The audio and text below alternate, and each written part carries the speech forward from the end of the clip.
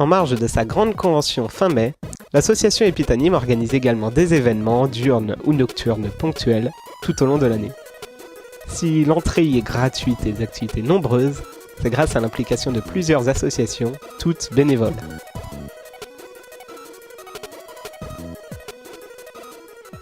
Mon pseudo c'est Koulo, je suis responsable donc, de cet événement.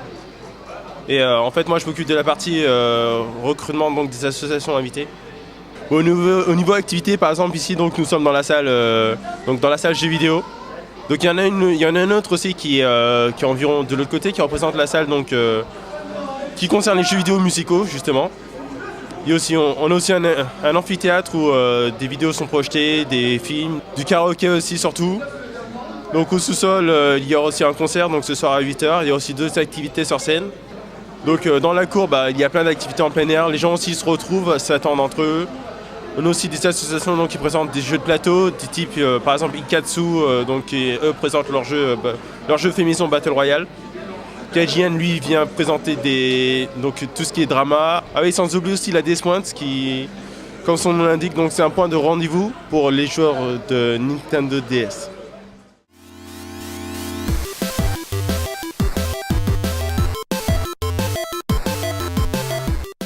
Les organisateurs mettent un point d'honneur à varier les jeux vidéo présentés au fil du temps, et pour cause. Les visiteurs de ce type de rendez-vous sont pour la plupart des habitués. Lorsqu'on leur demande comment ils ont connu les nocturnes Epitanime, c'est bien souvent par le bouche à oreille.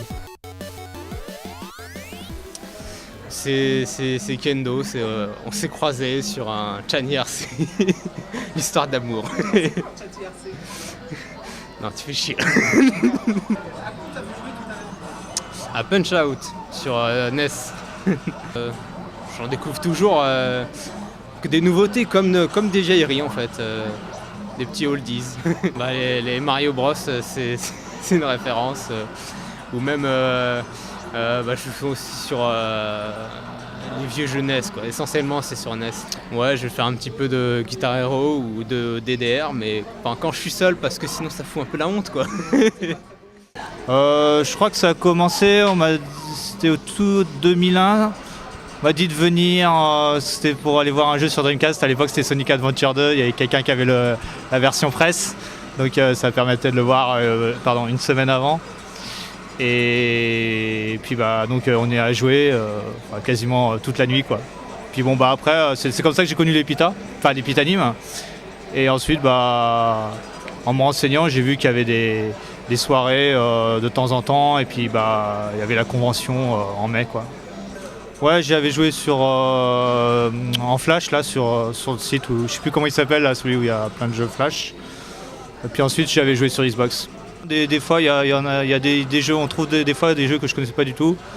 Sinon la plupart, je dis pas que je les connais mais j'ai déjà joué ou déjà vu quelque part quoi. Je suis pas mal en jeux vidéo, mais de temps en temps je passe au karaoké et puis la salle d'arcade là que je viens de voir. Mais par contre je suis pas très jeux musicaux donc je passe vite fait juste pour voir, mais je joue quasiment pas quoi. Ouais, le DDR c'est trop nul quoi. Je connais ça depuis 1 an et demi environ grâce à Kendo. Découvrir on va dire. Et aussi le Bomberman. Je sais pas, je connais pas, c'est pas trop de ma génération, je suis jeune. Il y a juste chez moi la Super Nintendo, mais sinon c'est tout. Ah, Geometry Wars. Ouais, c'est sympa comme jeu, c'est sympathique. Ah non, je suis très nulle. Arrête de me rabaisser comme ça.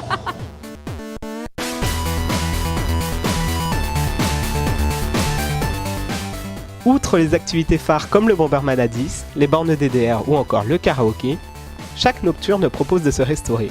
Riz, yakitori et crêpes sont ainsi accessibles pour une poignée d'euros. Une seule interdiction, dormir. Le Game Dev Lab, c'est le laboratoire de développement de jeux vidéo d'Epitech. Donc on est juste là pour permettre aux élèves de faire leur apprentissage dans le domaine du jeu vidéo, qui est quand même assez différent du développement classique logiciel. Donc principalement pour les deuxièmes années d'Epitech et ensuite pour ceux qui veulent faire leur projet de fin d'études dans le jeu vidéo. Là, les bornes, là, Jetel, vous les avez vues comment ?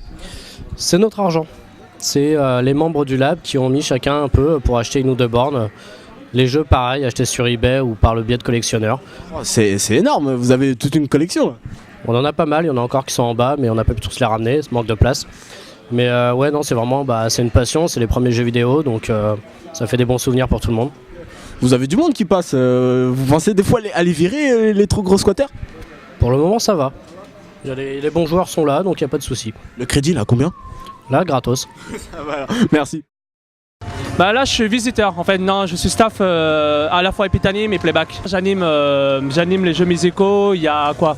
Il y a du DDR, de l'ETG, Parapara, Beatmania et du Rock Band. Il fait chaud dans votre salle, non? Grave, vénère. Vous avez du monde ce soir? Franchement on compte avoir à peu près, allez dans cette salle, on compte avoir au moins 100 personnes quoi, à peu près.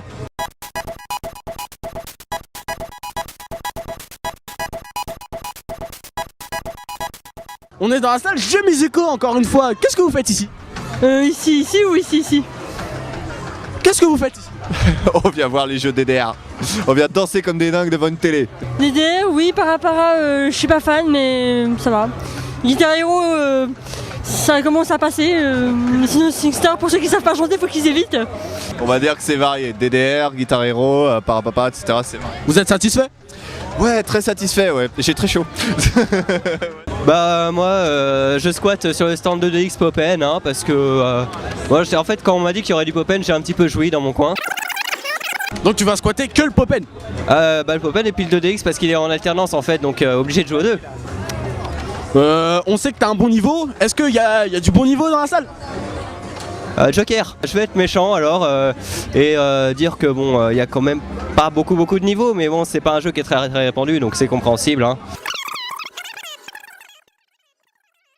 Moi franchement c'est grâce au forum de No Life parce qu'avant j'étais pas trop sur Paris donc en arrivant sur Paris j'ai découvert le forum de No Life et j'ai découvert plein de trucs donc où sortir en convention et c'est comme ça que je trouve Epitanim et puis après une fois Epitanim voilà on suit les autres et c'est bon quoi on est là. Alors moi j'ai pas No Life, et je viens pas de Paris mais je suis là quand même et c'est ma première nocturne. Ah tu viens de loin, tu viens d'où? C'est pas indiscret. Du Pas-de-Calais. Ouh y a rien là-bas. Non. Pardon. Et moi ça vient du film Wasabi hein, avec Jean Reno qui fait du DDR. Et avec mon cousin on s'est dit putain ça a l'air vachement bien ce jeu, on s'est acheté les tapis et du coup on est accro. Voilà. Comment t'as découvert cet événement? Je t'ai pas demandé ta passion pour DDR. Ah merde, comment on a dit? Ah je suis désolé. Parce que ouais il y avait des gens de No Life qui allaient à une super soirée, alors il paraît que c'était bien, qu'il y avait des fous qui passaient une nuit entière sans dormir.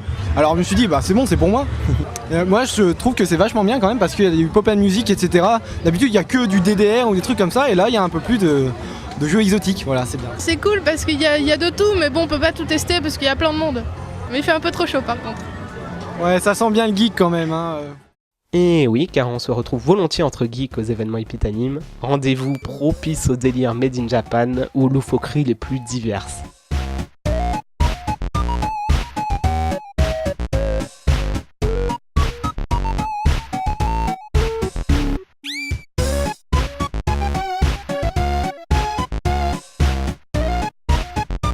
Je vous laisse, je dois retourner jouer à Guitar Hero. Comme on dit, à plus.